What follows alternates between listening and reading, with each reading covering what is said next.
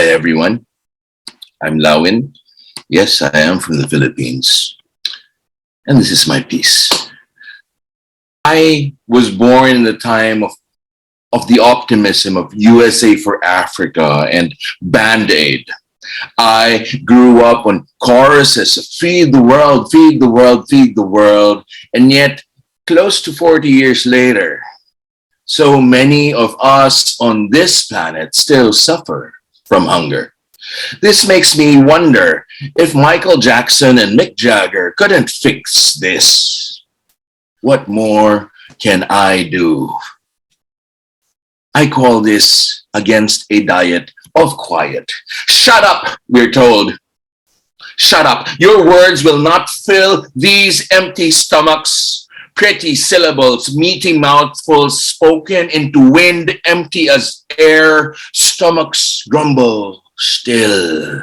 Your gospel will not warm these bones or give us the strength to grapple with the weight of tomorrow. Perhaps, maybe so. You could be right, but to obey and shut up won't get you fed either.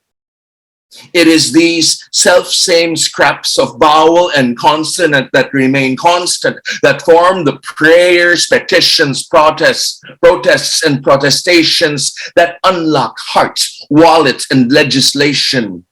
Living on less than $1 a day is recipe for starvation. See, hunger is less a lack of food than it is a lack of love. One too many helpings of greed and too little care.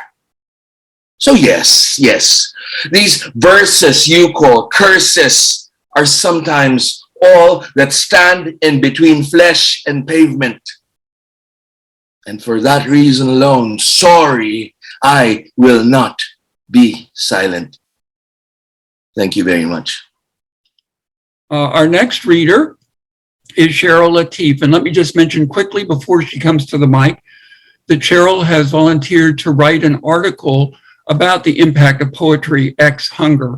And so thank you, Hiram. I'm joining you from Seattle, Washington, USA. Uncharted. He walks under the bridge, destination uncharted. A strapped and zippered keeper of possessions hunch his shoulders, yet it's his gait that speaks the weight he carries. Another day lost, another day hungry. Come night he knows cold concrete, freedom in borderless dreams, dreams of plenty, of warmth, of satiation, until the cacophony of morning traffic wakes him. Box empty, another day, another day. Would that he live those dreams. Hi, I'm Willeena Booker. I'm from Philadelphia, Pennsylvania, and I'll be reading Wretched Wrong. Oh, hunger, you are such a wretched wrong. You make my soul to suffer long into this dismal hour of night. In the aftermath of your destruction, I wait for the sun to stretch high over blue skies. I hide me in the shadows of the bitter wind. I blanket me in the hope that morning will soon come again. Joy will come again in the morning when the table will be spread with the fruits of my labor and harvest from the land. The feast of the Lord will be going on, and I will make merry with a full belly. My cup runneth over. In the morning, bombs and bullets will cease. War will sleep once more. Tears shed in silence will dry in the heat of the simmering sun. There will be food to fill the bellies of everyone. We will kneel, body bent, under the golden arch of a new day, to give thanks, to offer praise. Hunger shall be wiped away. It shall vanish without a crumb's trace. In the morning, flood waters will recede. Food will find its way to my family. All will sit and eat freely at the table of humanity. Come, will you sit with me? Come, will you stay with me? Come, stand with me until the move of morning comes calling. Thank you. Hello everyone, my name is Ommer and I am from Pakistan. And today the poem that I'm reading is titled Business as Usual. That day, the sun dawned as usual. The hustle to say prayers went as usual. Mothers woke up their kids as usual.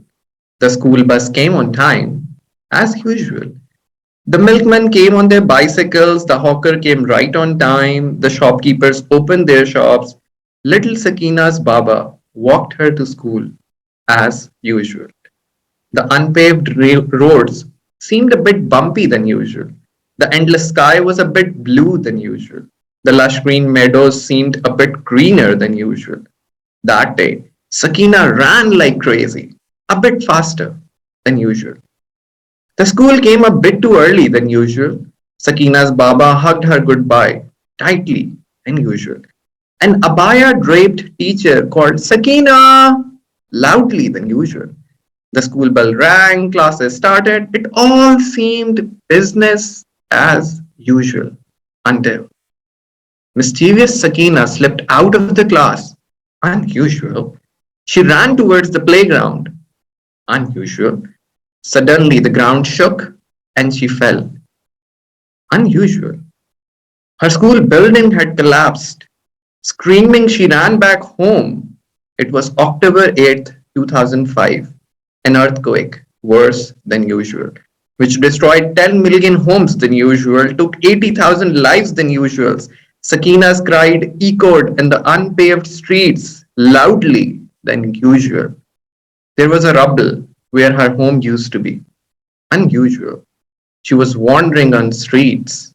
Unusual. She couldn't find her Baba or Mama. Unusual. That night she stepped alone, staring the starry sky, angrier than unusual. Next morning, nobody woke her up. Nobody made her a breakfast. Nobody walked her to school. The angel of death took her village from her. As days passed, her parched lips, muddy faced, broken soul, craving warm embrace, turned cold, icy, freezing cold. She was a lone survivor who lost the battle of life to hunger. Isn't it funnier than usual? Thank you very much.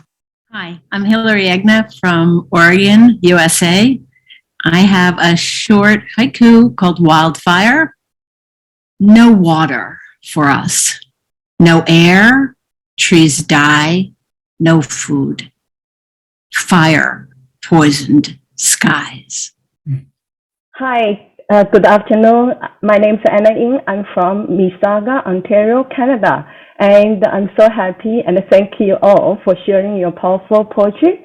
And I have one poem on the Poetry Anti-Hungry website, but today I want to share another one. And this one is to pay tribute to the people to make food and prepare food and work so hard to try to striving to have a good life. So the title is The Rare Abalone. The Rare Abalone.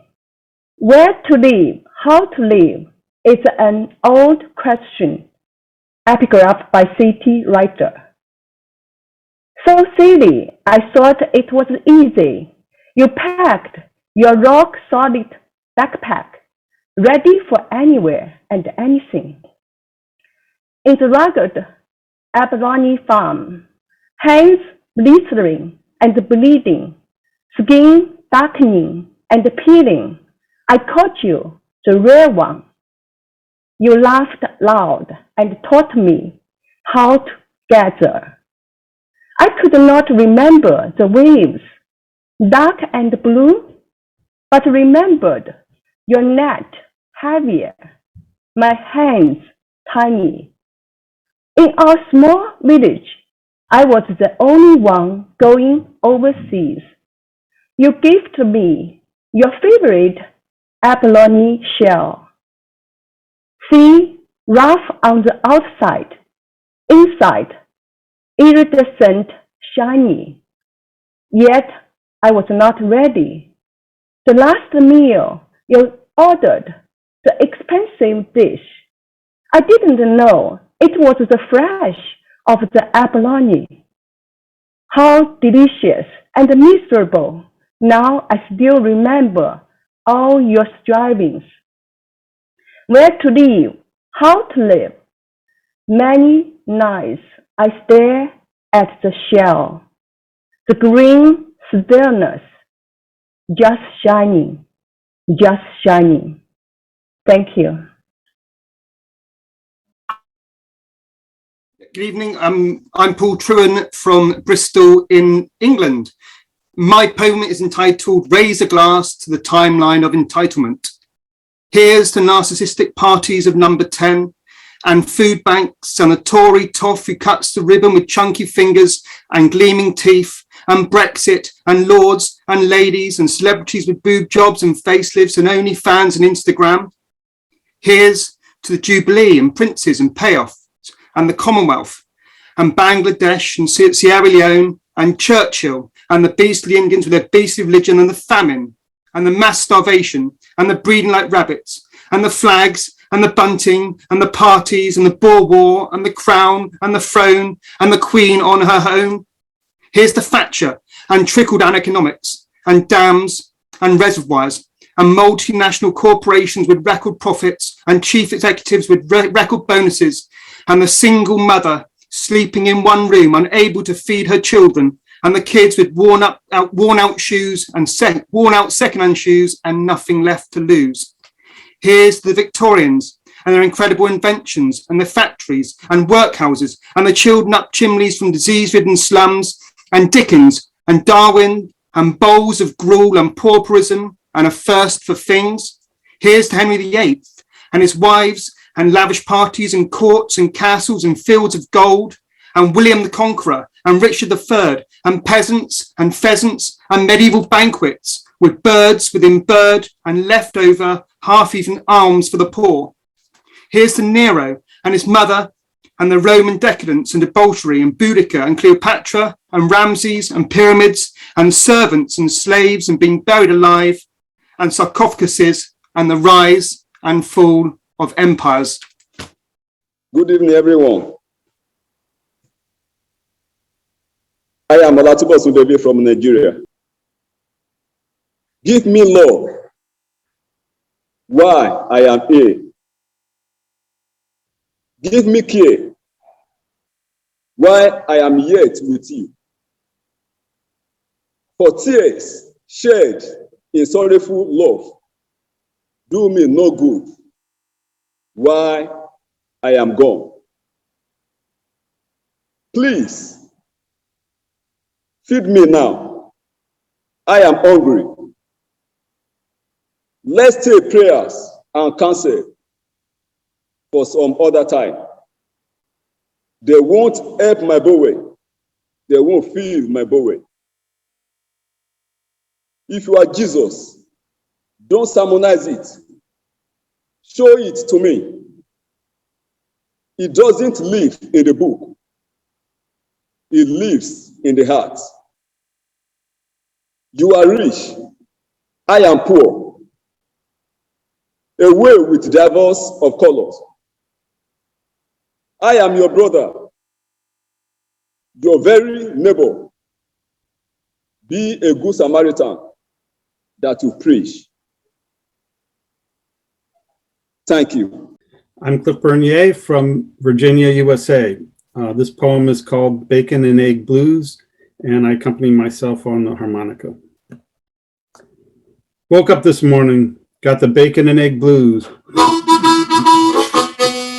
Woke up this morning, got the bacon and egg blues. Got no bacon, eggs too rotten to use. I'll make some coffee, sweeten it with milk. I'll make me some coffee, sweeten it with milk. Milk's gone sour, gotta dump it in the sink. Toast me some bread, gotta get something to eat. Toast me some bread, gotta have something to eat. Bread's all moldy, couldn't weather the heat.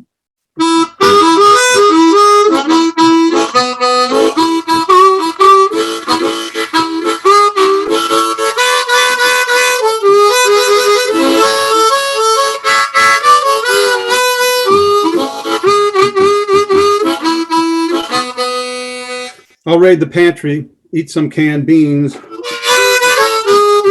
Said I'll raid the pantry, maybe eat some canned beans. Shelves are all empty, no cans to be seen. Woke up this morning, got the bacon and egg blues. Yeah, I woke up this morning, got the bacon and egg blues.